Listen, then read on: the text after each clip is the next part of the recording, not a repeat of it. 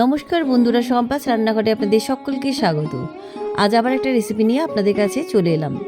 আজকে আমি আপনাদের বানিয়ে দেখাচ্ছি রঙিন পিঠে। এটা দেখতেও যেমন সুন্দর, খেতেও কিন্তু দারুণ সুস্বাদু হয়। বাড়িতে অতিথি এলে এইভাবে রঙিন পিঠে বানিয়ে অবাক করে দিন। তাই ভিডিওটা স্কিপ না করে পুরো রেসিপিটা দেখার অনুরোধ রইল। রেসিপিটা ভালো লাগলে আমাকে কমেন্ট বক্সে কমেন্ট করে জানাবেন। ভালো লাগলে লাইক বাটনটাও প্রেস করে দেবেন। আর আপনাদের বন্ধুদের মধ্যে আমার ভিডিওটাকে শেয়ার করে দেবেন। আর আমার নতুন বন্ধুদের কাছে অনুরোধ, আমার চ্যানেলটাকে সাবস্ক্রাইব করে পাশে থাকবেন। আর আমার চ্যানেলে নতুন নতুন রেসিপি দেখার জন্য পাশে থাকা ছোট্ট বেল আইকনটাও প্রেস করে দেবেন।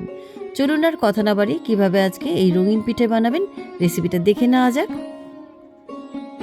প্রথমেই আমি পিঠের পুরটা বানিয়ে নেব। পিঠের পুরটা বানানোর জন্য একটা ফ্রাই প্যান নিলাম। আর এই ফ্রাই প্যানটাকে কিন্তু এখন আগুনে বসাবো না। এবার এই ফ্রাই প্যানের মধ্যে আমি দিয়ে দিলাম একটা গোটা নারকেল কোড়া। এবার আমি এর মধ্যে দিয়ে দিচ্ছি 200 গ্রাম খেজুর পাটালি। আর দিয়ে দিচ্ছি এর মধ্যে 2 টেবিল চামচ গুঁড়ো দুধ। এবার এই সমস্ত উপকরণ হাত দিয়ে খুব ভালো করে মাখিয়ে নিচ্ছি।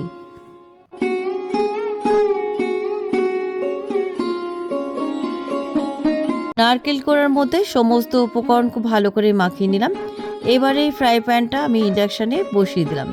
এবার পুরটাকে পাক দিয়ে নিচ্ছি, তবে খুব কড়া পাক হবে না, যেমন নারকেল নাড়ু বানানো হয় সেরকম কিন্তু পাক হবে না, একটা নরম পাক হবে।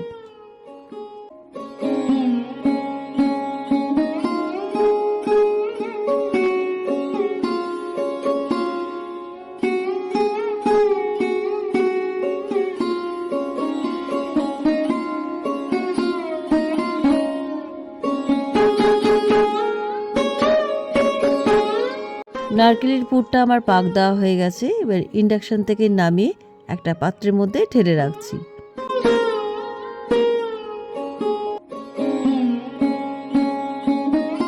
নারকেলের পুরটা খুন্তি দিয়ে একটু চারিদিকে ছড়িয়ে দিচ্ছি যাতে তাড়াতাড়ি ঠান্ডা হয়।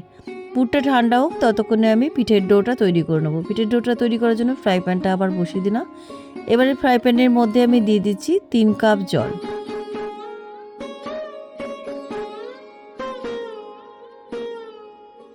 এবার এই জলের মধ্যে দিয়ে দিচ্ছি হাফ চামচ লবণ আর দিয়ে দিচ্ছি 1 টেবিল চামচ নারকেল পাউডার। আমি এখানে নারকেল পাউডার দিলাম, আপনারা ফ্রেশ নারকেল কোড়াও দিতে পারেন। নারকেল পাউডারটা দিলে পরে পিঠের ডোটা খুব সফট হয়। জলের মধ্যে নুন আর নারকেল পাউডারটা ভালো করে মিশিয়ে দেওয়ার পর আমি এর মধ্যে দিয়ে দিচ্ছি 2 কাপ চাল গুঁড়ি আর দিয়ে দিচ্ছি এর মধ্যে হাফ কাপ ময়দা। আর এবার আমি এর মধ্যে দিয়ে দিচ্ছি 1/4 কাপ সুজি। এবার এই সমস্ত উপকরণ জলের মধ্যে খুব ভালো করে মিশিয়ে দিয়ে একটা ডো তৈরি করে নিচ্ছি।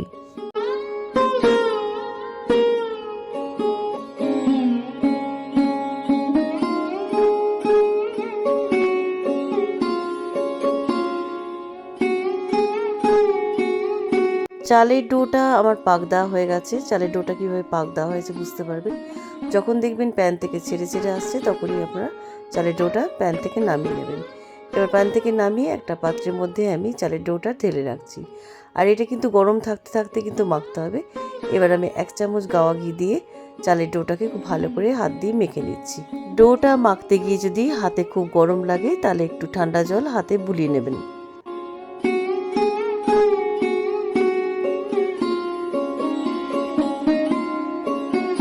চালের ডোটা খুব ভালো করে মেখে নিয়েছি, দেখুন একদম স্মুথ করে মেখে নিয়েছি। এবার আমি এই ডোটা থেকে 3টে ছোট ছোট লেচি কেটে নিয়েছি। কেন এই লেচিগুলো কাটছি আপনাদের একটু বাদেই দেখাবো।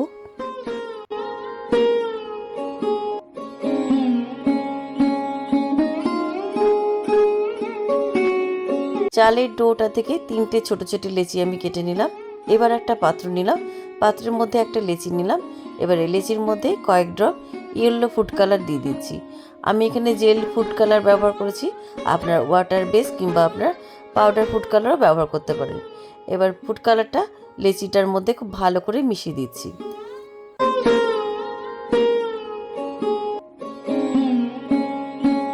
ইয়েলো ফুড কালারটা লেচিটার মধ্যে খুব ভালো করে মিশিয়ে নিলাম।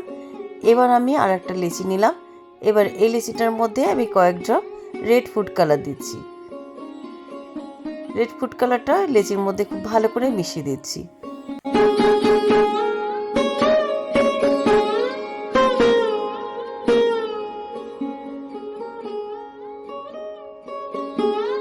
রেড ফুড কালারটাও লেচিটার মধ্যে খুব ভালো করে মিশিয়ে দিলাম। এবার আমি আরেকটা লেচি নিলাম। এবার এই লেচিটার মধ্যে আমি গ্রিন ফুড কালার দিচ্ছি। গ্রিন ফুড কালারটাও আমি খুব ভালো করে লেচিটার মধ্যে মিশিয়ে দিচ্ছি।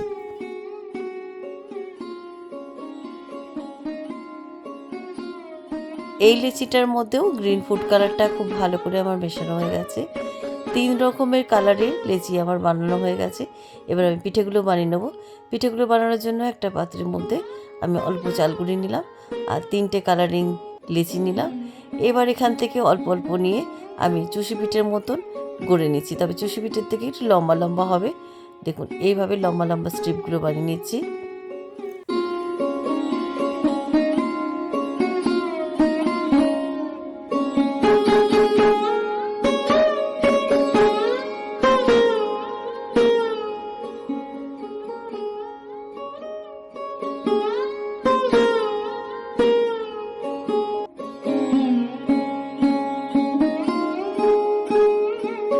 সবকটা কালারিং লিচি থেকে আমি লম্বা লম্বা স্ট্রিপ বানিয়ে নিলাম। এবার একটা পিঠে আপনাদের বানিয়ে দেখাচ্ছি কিভাবে বানাচ্ছি। চালগুড়ির ডো থেকে অল্প একটু চালগুড়ির লেচি কেটে নিলাম। দেখুন একটু মোটা করে চালগুড়ির লেচিটা কেটে নেবেন। এবার হাতের মধ্যে পাকি নিয়ে আমি লেচিটাকে অল্প একটু চালগুড়ি দিয়ে বেলে নিচ্ছি। একটু কিন্তু মোটা করে বেলে নেবেন, খুব পাতলা কিন্তু বেলবেন না। দেখুন এভাবে বেলে নিলাম। এবার এই চালের রুটিটার উপরে কালারিং স্ট্রিপগুলো এভাবে একটু চেপে চেপে বসিয়ে দিচ্ছি। দেখুন একটু গ্যাপ রেখে এভাবে বসিয়ে দেবেন, হাত দিয়ে এভাবে চেপে চেপে দেবেন।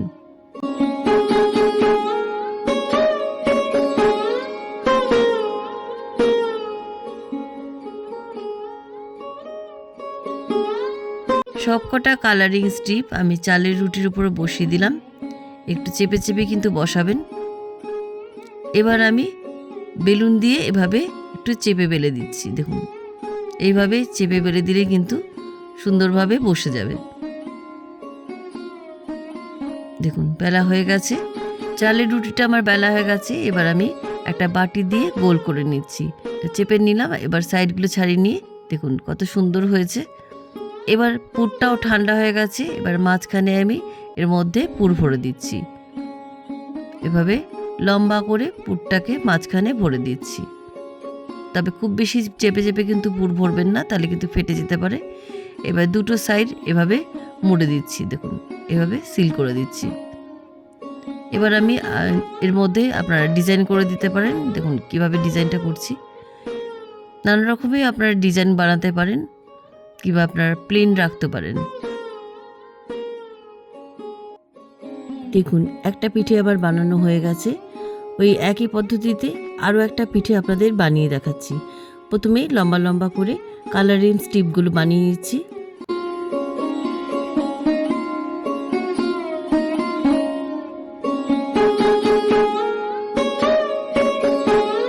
কালারিং স্ট্রিপগুলো আমি বানিয়ে নিলাম। এবার চালের ডোটা থেকে একটা লেচি কেটে হাতের মধ্যে গোল পাকিয়ে সামান্য একটু চালের আটা ছড়িয়ে আমি একটা মোটা লুচি শেপে বেলে নিচ্ছি। চালের রুটিটা বেলে নেওয়ার পর আমি লম্বা লম্বা কালারিং স্ট্রিপগুলো বসিয়ে দিচ্ছি। একটু চেপে চেপে বসাবেন আর একটু গ্যাপ দিয়ে দিয়ে বসাবেন। দেখুন এইভাবে সাজিয়ে বসিয়ে দেবেন।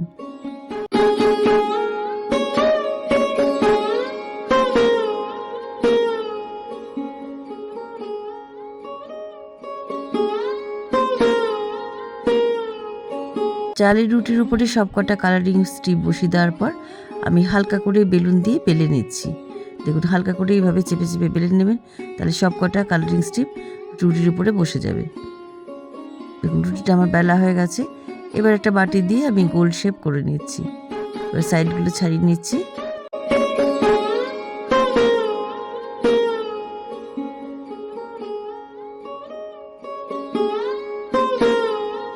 দেখুন কত সুন্দর উঠে এলো। এবার মাঝখানে লম্বা করে পুর ভরে দুটো সাইড এভাবে চেপে চেপে একটু সিল করে দিচ্ছি। দেখুন দেখুন একটু চেপে চেপে সিল করে দেবেন। দেখুন এই পিঠেটাও আমার তৈরি হয়ে গেছে। এইভাবে আমি প্রত্যেকটা পিঠে আমি বানিয়ে নিচ্ছি।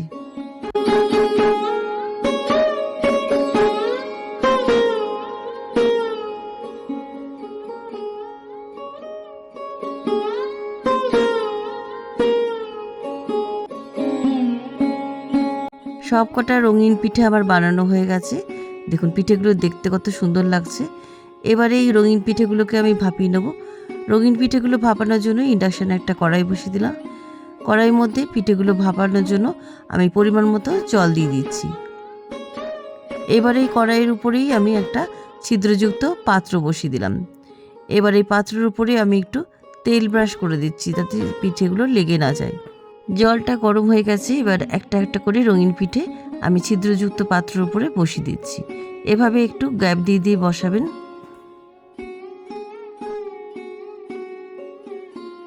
সবকটা পিঠে আমার বসানো হয়ে গেছে।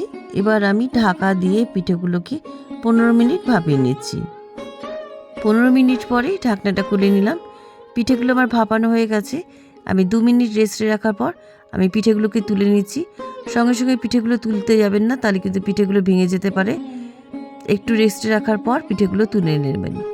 দেখুন তেল ব্রাশ করা ছিল বলে কিন্তু পাত্রের গায়ে লেগে যায়নি।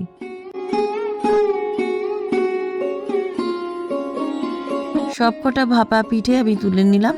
বাকি পিঠেগুলো একই পদ্ধতিতে ভাপিয়ে নিচ্ছি।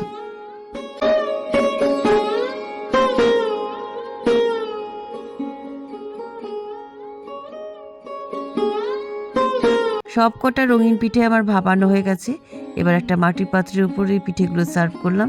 দেখুন পিঠেগুলো দেখতে কত সুন্দর লাগছে। এবার একটা পিঠে আপনাদের ভেঙে দেখাচ্ছি, ভেতরটাও কতটা নরম রয়েছে।